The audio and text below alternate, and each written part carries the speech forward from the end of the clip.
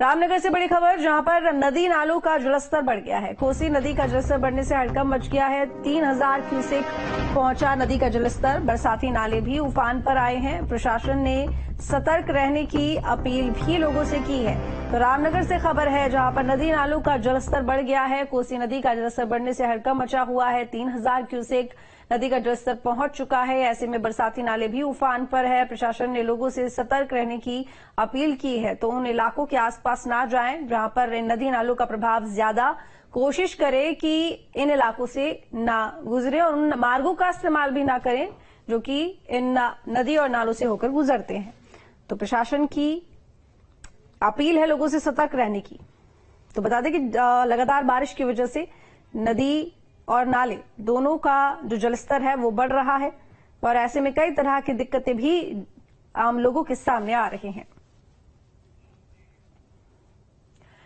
नैनीताल में मौसम विभाग के रेड अलर्ट जारी करने के बाद लगातार बारिश जारी है। भारी बारिश के चलते आम जनजीवन अस्त व्यस्त हो गया है। कालाढूंगी नैनीताल मार्ग पर मलबा आने से हड़कंप मच गया है, जिसके बाद यहां आवागमन बंद कर दिया गया है। प्रशासन ने खतरे की जद में आने वाले घरों को खाली करने के निर्देश दिए हैं। तो वहीं दूसरी तरफ नदी नाले भी उफान पर आ गए हैं। एसडीआरएफ को अलर्ट मोड में रखा गया है।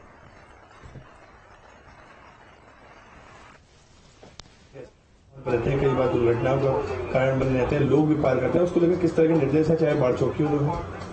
देखिए, एक तो जहां ऐसे नदी नाले हैं जहां पूर्व में इंसिडेंट हुए हैं, तो वहां पर संबंधित थाना अध्यक्षों को और क्षेत्र अधिकारियों को निर्देश दिया गया है कि ऐसे जगह पर निगरानी रखें। जैसे उनमें एक तय सीमा से ऊपर पानी बढ़ता है तो वहां पर ट्रैफिक को रोकने के लिए तैनातियां करें और किसी आदमी को जो बहते हुए नाले हैं उनमें घुसने के लिए अलाउ नहीं करें।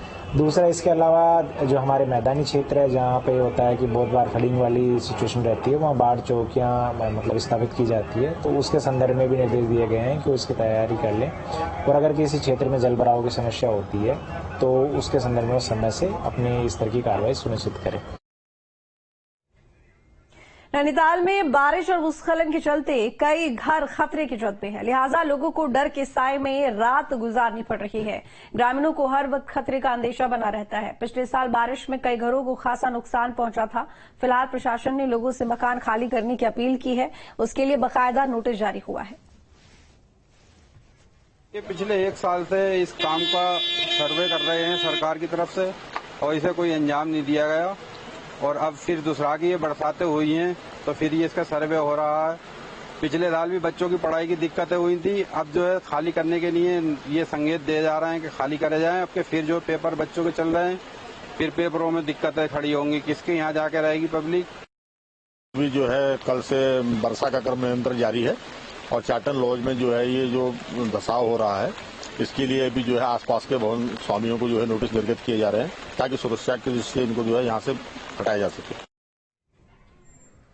अल्मोड़ा में लगातार हो रही बारिश, जिला प्रशासन ने अपनी कमर कस ली है। बारिश को देखते हुए प्रशासन अलर्ट मोड पर है। संवेदनशील क्षेत्रों पर अधिकारियों की नजर है।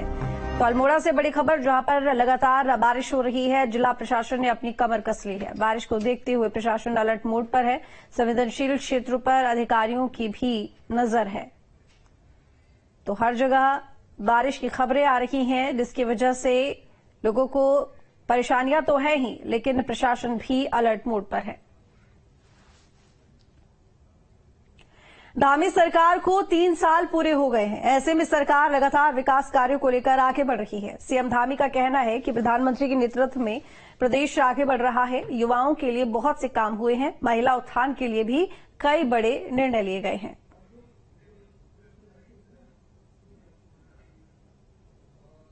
तो बता दें कि सरकार ने 3 साल का कार्यकाल पूरा किया है। ऐसे में कई बड़े फैसले लिए गए हैं, जैसे कि धर्मांतरण विरोधी कानून, ये एक बड़ा फैसला। दंगा रोधी कानून ये भी लाया गया। साथ ही महिलाओं को 30% क्षैतिज आरक्षण का फैसला लिया गया। राज्य आंदोलनकारियों को 10% क्षैतिज आरक्षण देने का फैसला। नारी सशक्तिकरण योजना का फैसला। इसके साथ ही लखपति दीदी योजना लागू करने के लिए भी कदम उठाए गए। तो उत्तराखंड ग्लोबल इन्वेस्टर समिट आयोजित कराया गया, जो कि उत्तराखंड के विकास में अहम कदम साबित होता है। 3 वर्षों में ऐतिहासिक रूप से निर्णय लिए गए। माननीय प्रधानमंत्री आदरणीय मोदी जी के नेतृत्व में और उनके मार्गदर्शन में उत्तराखंड के अंदर उत्तराखंड की जनता ने पहली बार किसी भी राजनीतिक दल को उत्तराखंड राज्य स्थापना के बाद दूसरी बार सरकार ने आने का अवसर प्रदान किया और हमने भी पहले दिन से संकल्प किया था जो हमारी पार्टी का मूल सिद्धांत है, पार्टी की मूल अवधारणा है, उसको लेकर देवभूमि उत्तराखंड को आगे बढ़ाने के लिए हर संभव प्रयास किया जाए। नौजवान युवाओं के लिए हमने जहां भर्ती प्रक्रियाएं पारदर्शी बनाई, नकल का अध्यादेश लेकर आए और पिछले 3 वर्षों में 14,800 सरकारी पदों पर भर्ती की और सारी की सारी नकल विहीन हुई, पारदर्शिता के साथ हुई। नकल का अध्यादेश आने के बाद हमारे नौजवान युवाओं में भरोसा जगा, स्वरोजगार के क्षेत्र में काम हुआ।